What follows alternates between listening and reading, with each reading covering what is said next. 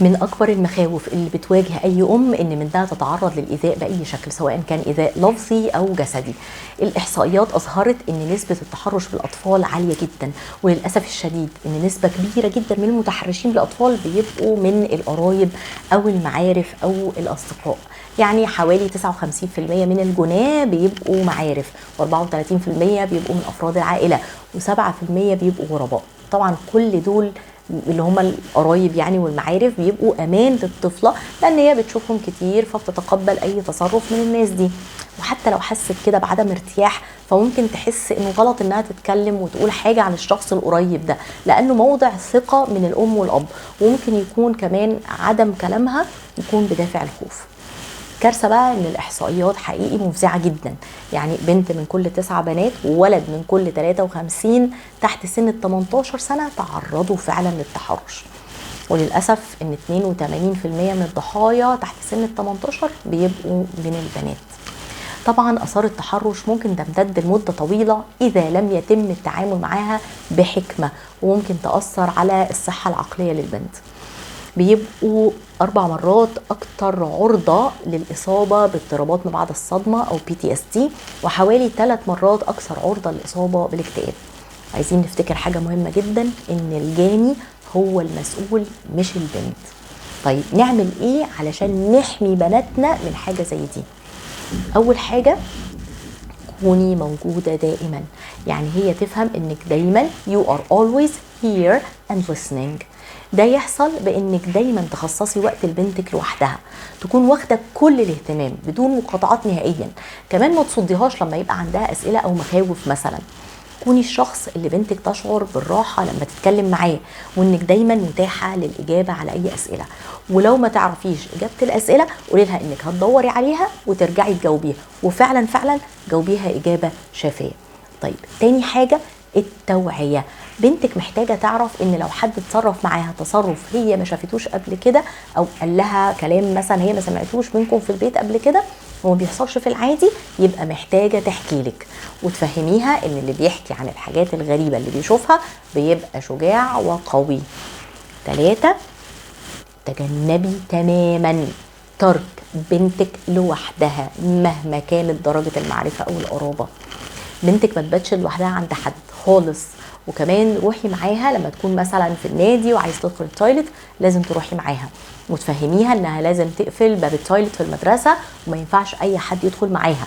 عشان كده قبل ما بنتك تدخل المدرسه اصلا محتاجه تعوديها على ازاي تدخل التويلت وتعتمد على نفسها تماما. رابع حاجه، اسمعي كويس اللي بنتك عايزه تقوله، وتعودي تقراي تعبيرات وشها، ولو في حاجه قلقتك ما تتجاهليهاش. في كده حاسه سادسه عند الام بتخليها تحس بالتغيرات. ابتدي اهتمي بتفاصيل يومها، مش عندها واجبات ايه، والمس مين اللي بتشرح كويس. احنا محتاجين نسالها مثلا قعدتي مع مين في البريك، ايه اللعبه اللي بتلعبيها في المدرسه، بتلعبي مع مين. اساليها على كل الناس اللي بتقابلهم. يعني بلاش تحسسيه يعني بجو بوليسي ولا حاجه، ولكن احنا محتاجين نعرف تفاصيل حياه الاطفال الصغيرين، لانهم ممكن يتجاهلوا تفاصيل مهمه جدا. عرفيها انها دايما صوتها هيكون مسموع، وان اي مواضيع هتفتحها هتتسمع وهيتجاوب عليها. وطبعا الكلام ده يعني مش هيتقال لها كده بشكل مباشر، لكن هيتعمل بشكل عملي. ولما هي تعرف ان كلامها هيتاخد بجد، ده هيشجعها لما تحس ان في حاجه غلط. كمان علميها حدود الجسم. علمي بنتك من سن 2 انه ما ينفعش اي شخص مهما كان انه يلمسها في المناطق الشخصيه، سواء كان من القرايب او شخص غريب او طفل تاني حتى. وانه ما ينفعش نكشف الجسم الا لو كان ماما او بابا موجودين زي عند الدكتور مثلا.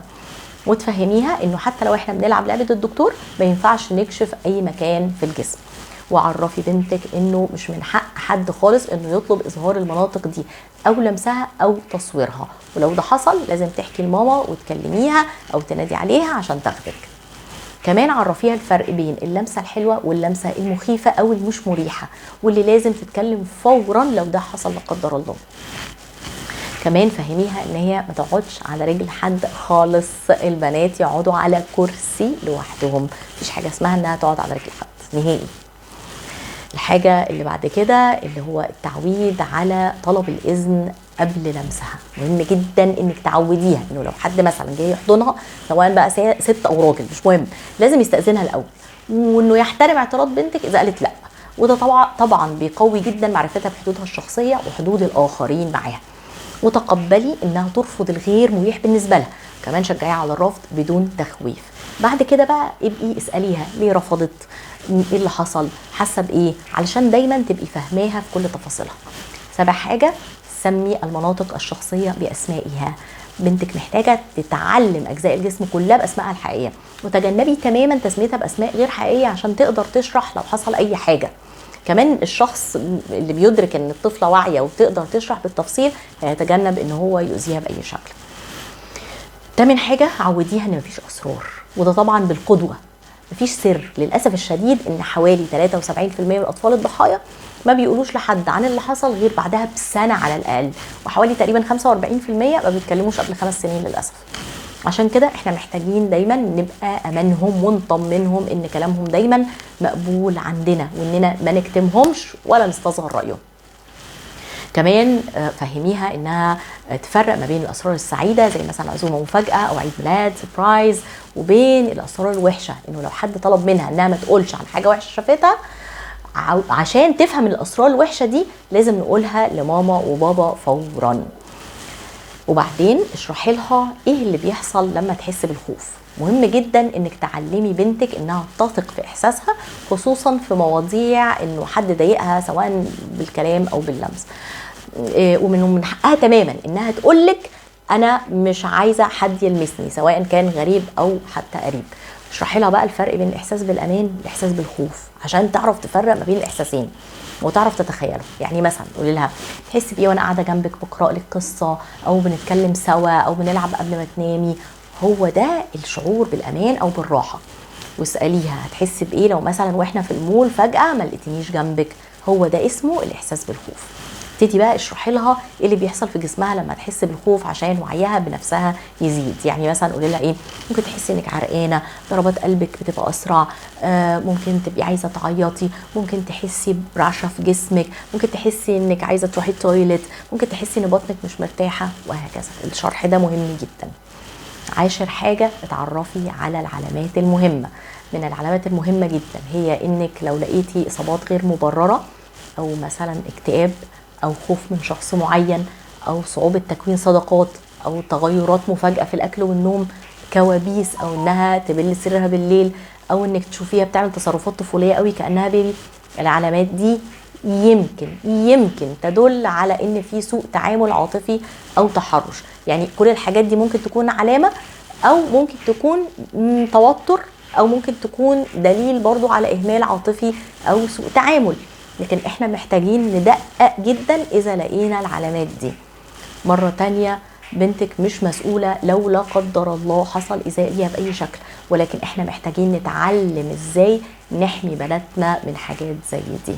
يا ريت تشاركيني في الكومنتس ايه أهم نقطة لفتت نظرك.